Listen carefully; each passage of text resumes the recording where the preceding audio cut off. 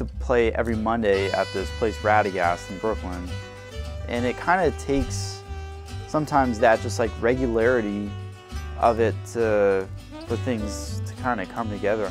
I mean, we didn't have like, okay, this is a band, and at the time we weren't like writing a bunch of original music. It's just more kind of, you know, everyone,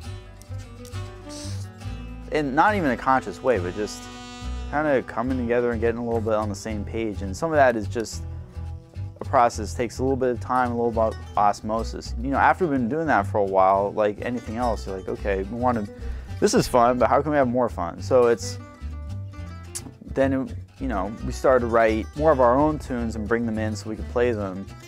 And once we've been doing that for a while, it's like, okay, this is something that's good and we want to keep doing it. And Eduardo, you know, was on board and Koran was on board.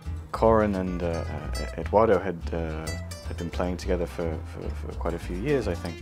I met Eduardo on some random gig with some band, and you know, he struck me like a guy with a lot of energy and excellent musician. I believe he was still in school at the time, you know, always running around with his bass, running to class, from the class to a gig, after the gig to a jam session, you know, carrying that bass around, talking to people, hustling, always talking music. But I met Koran on a gig. There was actually some sort of amusing mishap in which far too many guitarists had been hired. There must have been half a dozen guitar players there, and you know, things were getting a little out of control with volume, and I don't really remember hearing him that well. But you know, after a little while, I was looking for a rhythm guitar player, and I, you know, asked around, and people kept recommending him. You know, his name kept coming up. Koran always tried to find strong rhythm guitar players to play with him, and I said, yeah, I liked that. And you know, they would say things like, you know, he's great. This guy really knows the music, you know, and he's, you know, playing a lot. And by the way, he's a philosophy professor at such and such university. You know, working on his PhD. He's like 22 years old. Being a professor of philosophy is probably like one of the furthest things I can imagine doing in my life. So seeing someone who does it, it's super interesting for me, just on a personal level, like what he talks about. Like one of his, and this is like they pay him to do this. Like he went into class and the assignment for the day was like, discuss what a sandwich means. Like wrap your brain around that. I like that, having that on my day-to-day existence. Like, okay, what crazy thing is Josh going to like say about his job today? Right away I knew that at least I want to hang out with this guy. So I gave him a call, and you know, we hit it off, played a little bit. And I also realized he was one of the best rhythm guitar players I ever played with, and really, you know, knowledgeable about music in general, and you know, pretty decent reader, you know, for a guitar player. And but you know, with really strong knowledge of the style, and you know, ability to really play good rhythm and with good sound and all of that. Once the four of us started playing together regularly, I think we all realized that there's something here, there's something interesting, something musically to be said, and that we ought to make a band out of this, we ought to make a project out of this. At some point in this whole thing, I think when you're making any band, you needs a little bit of like conscious oversight. So we're like, what do we want this to sound like? And the instrumentation we have right now really seemed to fit. And now it's like, now that we have that, we're consciously writing our new compositions for that, like tailoring things to, you know, for maximum impact, but to fit what the people in the band are doing, how they play. Now Anouman is definitely a thing that we like, okay, that is kind of inhabiting this space for right now. We want to keep doing that and make it better and everything else.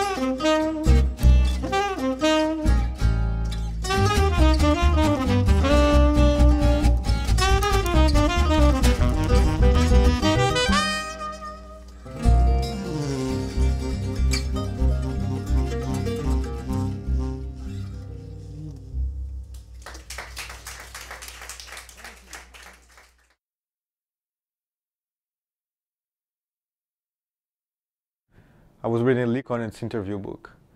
I tried to write a line thinking about those Lee Conant's Warren March lines.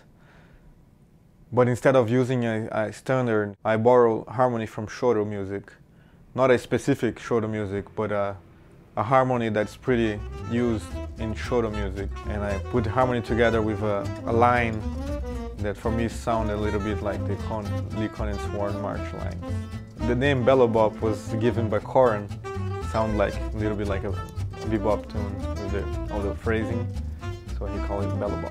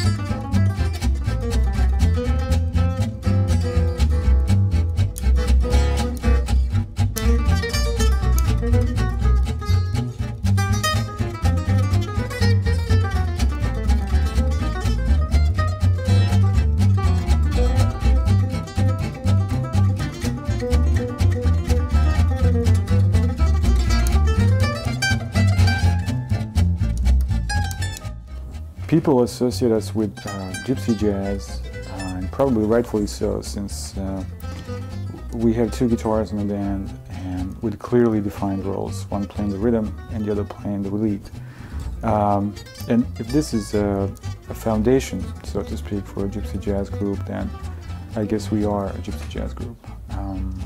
However, there's this term means different things, many different things to different people, and there certainly is a debate going on about this. And I'm personally not so much for these types of debates. I'd rather just play the music and let it become whatever it needs to be, stylistically speaking.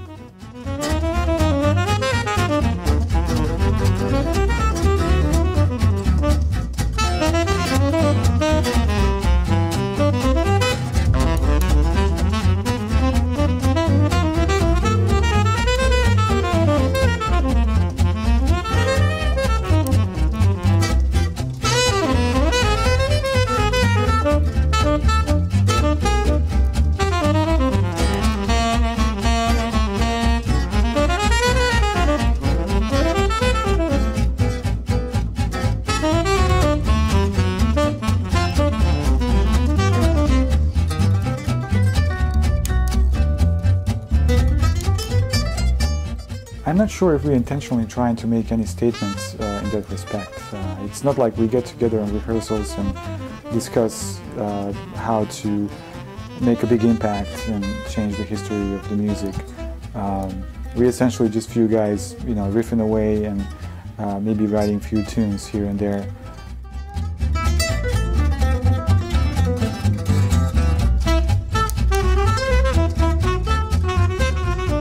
We are certainly not trying to reinvent the wheel. I mean, I feel that most of it, and if not everything, has been already done, and on such a high level by people like Django and all the other great players down the long list.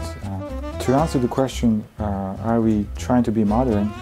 I honestly don't think so. I feel like we are simply not denying our influences.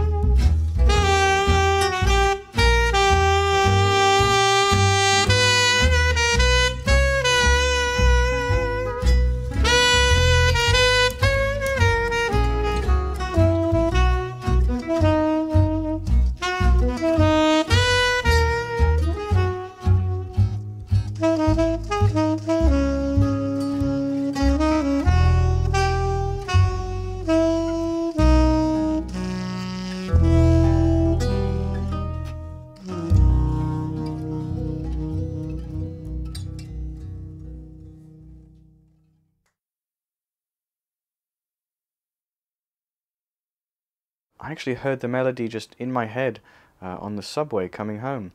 And so I rushed home and I got my guitar and I had to figure out how it goes, and I think that I'd heard something like it.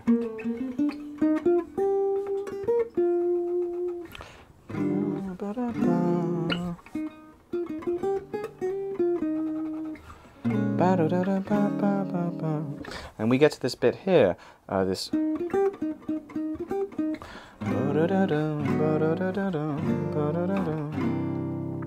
And it was that part actually that when I brought the finished song to the group, someone said, well, wait, why do we use that as an introduction? That might sound nice. We can use that as the outro too.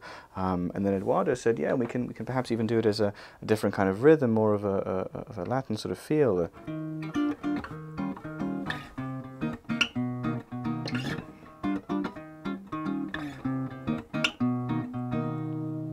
And then that's now become an integral part of the whole piece, and this is what I mean by this nice collaborative effort that we all have into making our music.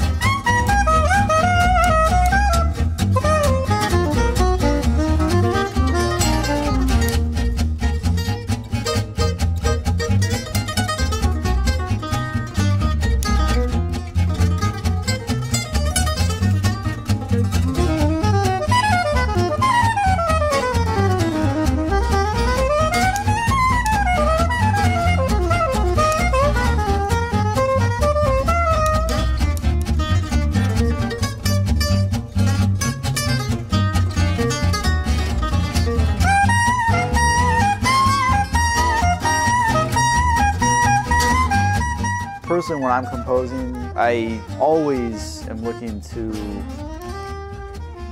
you know, put some spin on it that will push us and make it hit harder, whether that's a like exciting hit or a, well, whatever kind of feeling you're going for.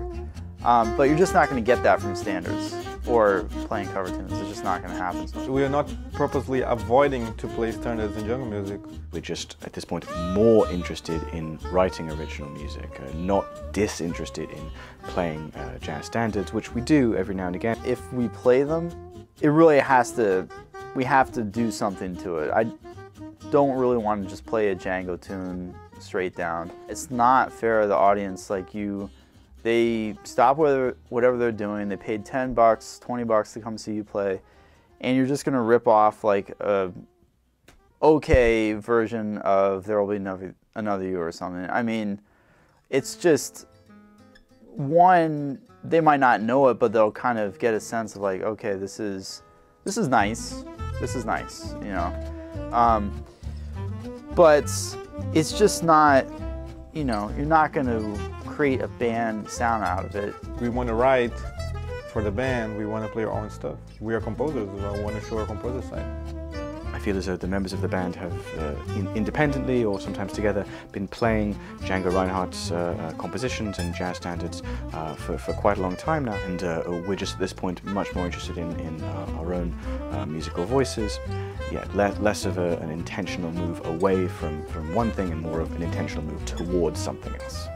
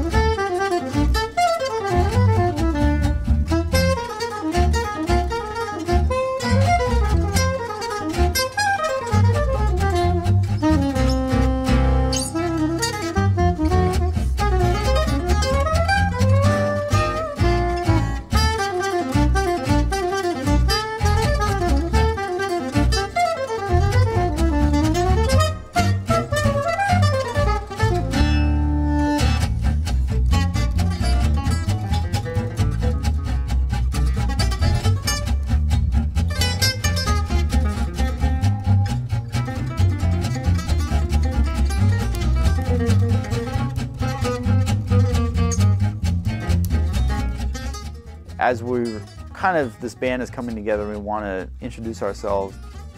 I mean, I guess you can either do that with an album or like a tour or a concert. So we decided to combine both of those. We decided to go to a studio and invite a bunch of people and just play for them. We like the live vibe, so we wanted to play live. And I mean, you get several things from that. One, having an audience there really just helps you play better. I mean, it does for me. Like, having a good audience is like 2 days of practice, you know. The audience really brings so much to your performance. It's very difficult to achieve the energy of the live performance in a studio. It's almost impossible. It really kind of helps just feel what you're doing. And then, but on the other side, you know, it was in a recording studio, so we had mics set up and with all the things that come with a studio. I mean, that said, we were also trying to get people to feel good, so we had wine and whatever else. So, you know, we got expensive mics and cameras and people like on a freight train toward oblivions. Well, not everyone. Hardly anyone. It was a clean living crowd. So, I mean, there was just like a human element there, which, you know, sometimes that little kind of irritation, like sand in the shell, that can actually sometimes help you play better. I mean, not if you're stressed out, but you gotta find that kind of line, and sometimes it kind of helps. While making the surrounding more comfortable for them, we didn't really worry much about separation between the instruments. Then you have a little flexibility, or in our case you have like zero flexibility in being able to fix things later. Even the littlest things, like, you know, turning up, you know, saxophone in the mix a little bit so you can include some of that sound from the ribbon mic that was in front of Peter, wasn't really happening because, you know, there was so much bleed into all the other mics. Some of the benefits that would usually accompany a studio album were lost insofar as you know, isolation rooms or being able to retake things over and over again because the performance was that of a concert.